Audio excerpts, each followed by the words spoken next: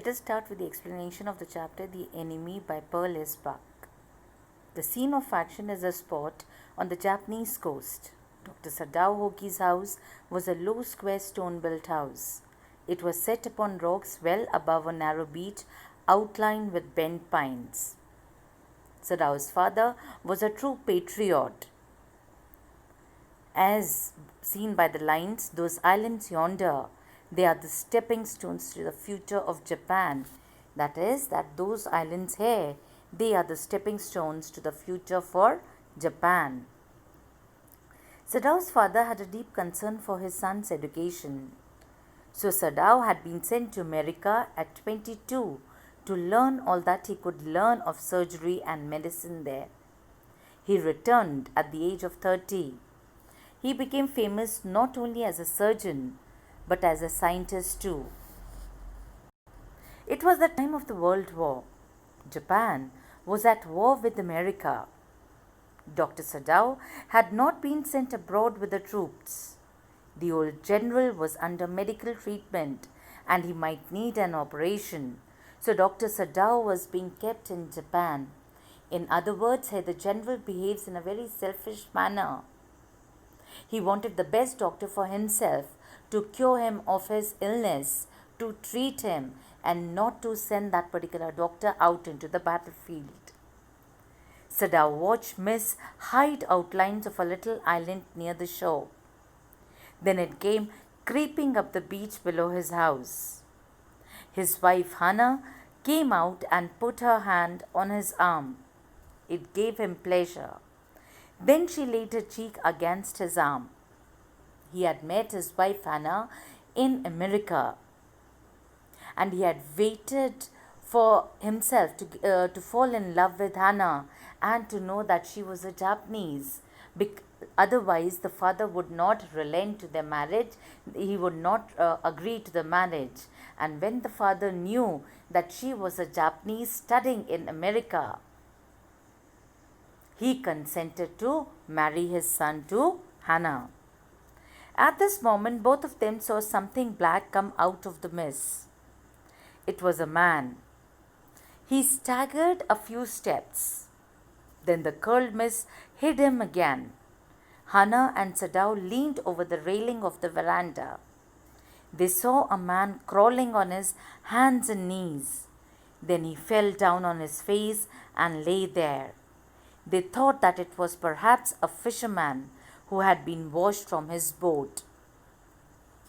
Sadao muttered, "What shall we do with this man?" He said that the best thing that they could do was to put him back into the sea. Hana agreed with that. Sadao explained that it was a difficult situation. If they sheltered a white man in their house, they would be arrested.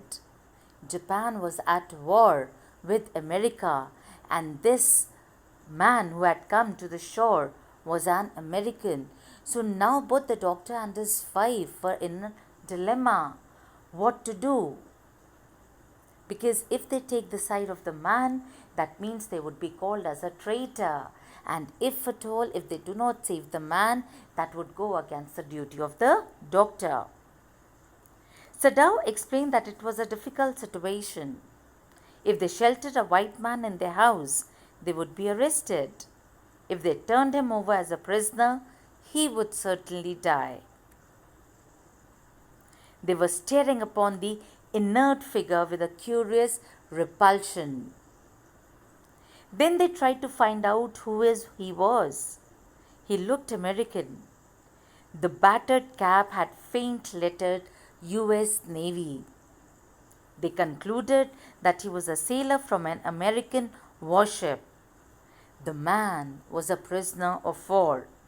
He had escaped and was wounded in the back. Hana asked Sadao if they were able to put him back into the sea. Sadao hesitated. Now, dear students, why do you think Sadao hesitated? Because now here we see the conflict between humanism and patriotism. Sadao was a true patriot, and that was the reason why he was really hesitating to help the man. But at the same time, he was not wanting to again throw the man into the sea. Why? Because now the profession of a doctor had really come into the picture. Humanism had come into the picture. If the man had been whole, he could be turned over to the police without difficulty, as he was his enemy. All Americans were his enemy. In other words, dear students, now through this line we see to it that he was a thorough patriot. But since he was wounded, they should not throw him back into the sea. Hannah observed that there was only one thing to do. They must carry him into their house. Sadao was not sure about the reaction of the servants. Now, it is not at all necessary that what you believe in, the others would also believe in the same thing.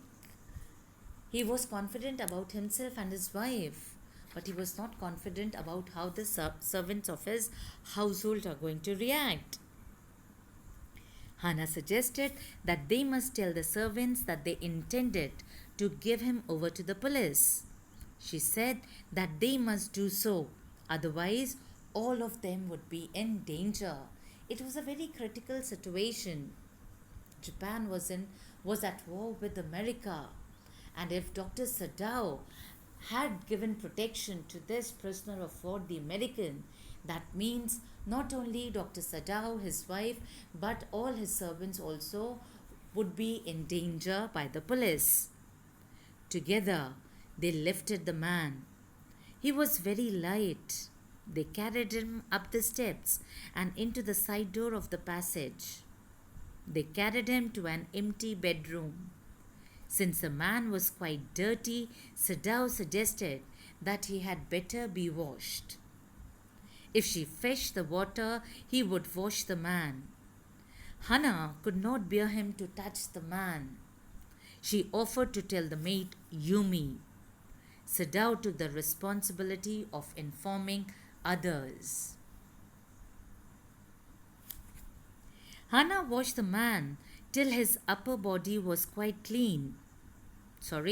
The pallor of the unconscious man's face moved him first to stoop and feel his pulse. It was faint, but it was there. He put his hand against the man's cold breast. The heart too was yet alive. Sadao observed that he would die unless operated upon. Now, patriotism did not come into the picture, and now what was his first criteria? His first criteria was a doctor. The humanism in him had really overshadowed the patriotism, and his first duty as a doctor was to save the man. The man had to be washed first. The man was very young, perhaps not even 25. He had to be washed first. However, the servants refused to do so.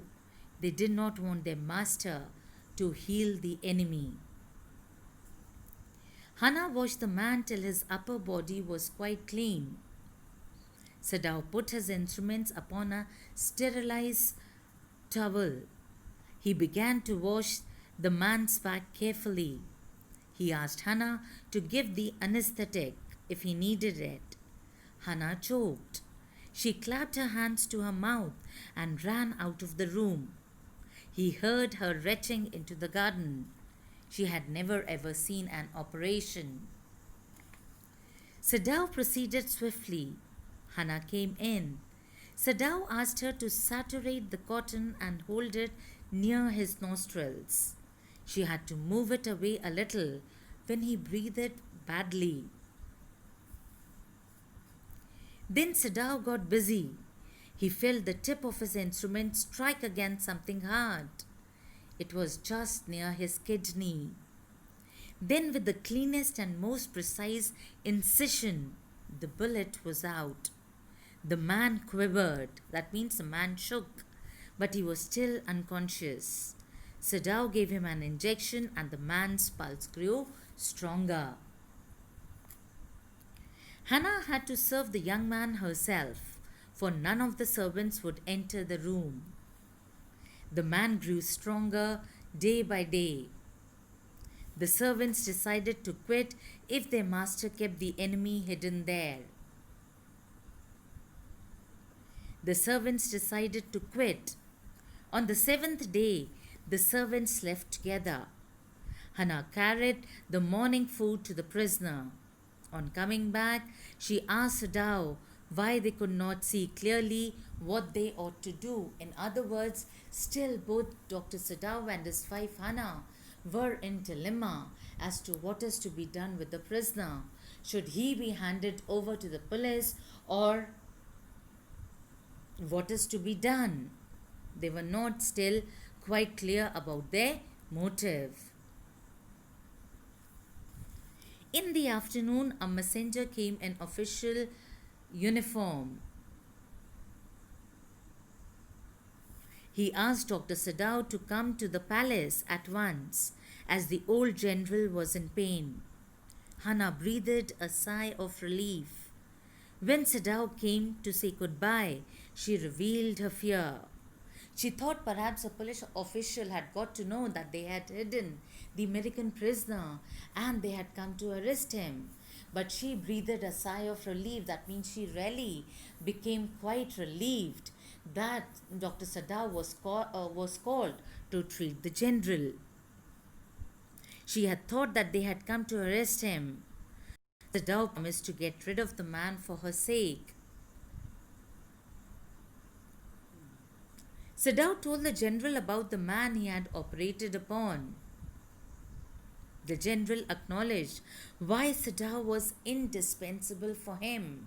Sadao was a very fine doctor, and it was not only his professional qualities but also his virtues that really had made Dr. Sadao very close to the general, and that is why he didn't want to get rid of the doctor.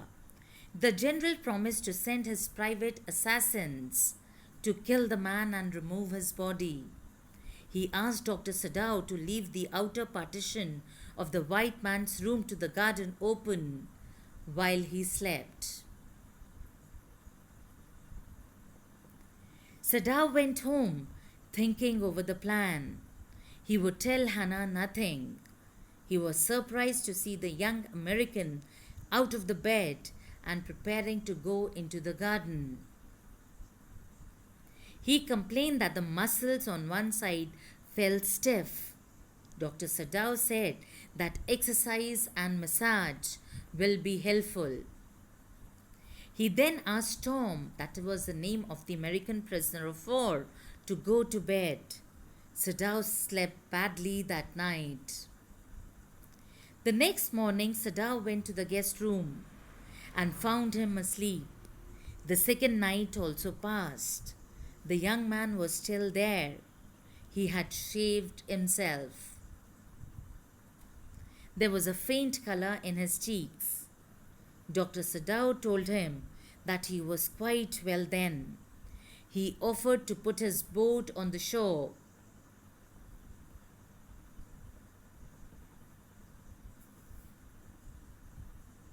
That night, it would have food and extra clothing in it.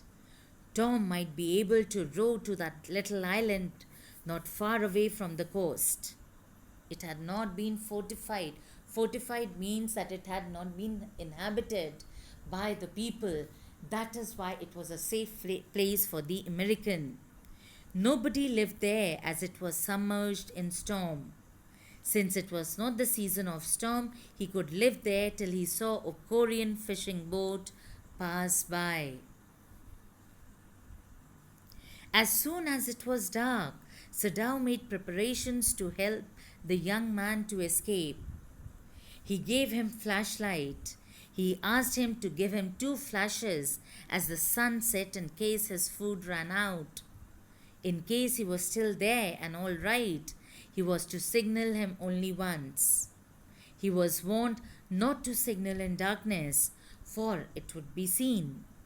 The prisoner was now dressed in Japanese clothes. A black cloth was wrapped around his blond head. He found the way to the boat. Sadao waited till he saw one flash from the shore.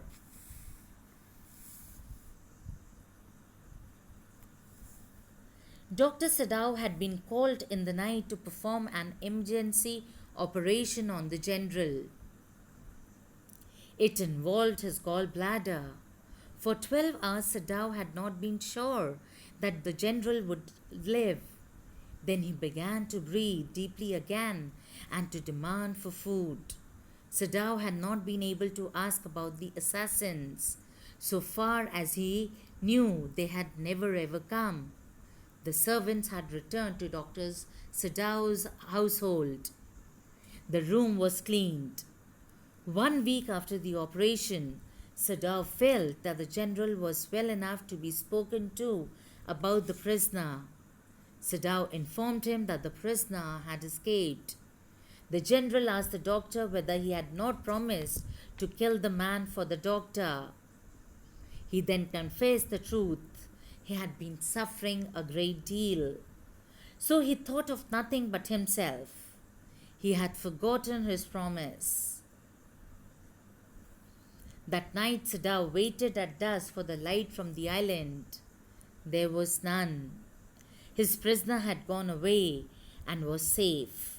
Sadao wondered why he would not kill the young man, though the white people were repulsive. In other words, now again he was not able to find the answer to his question, that why did he allow the prisoner of war to escape? Did the humanity in him definitely had overshadowed his patriotism? Though he had felt the white people to be very, very repulsive, but then we should not forget the fact that he was the doctor first and his duty was to save a life.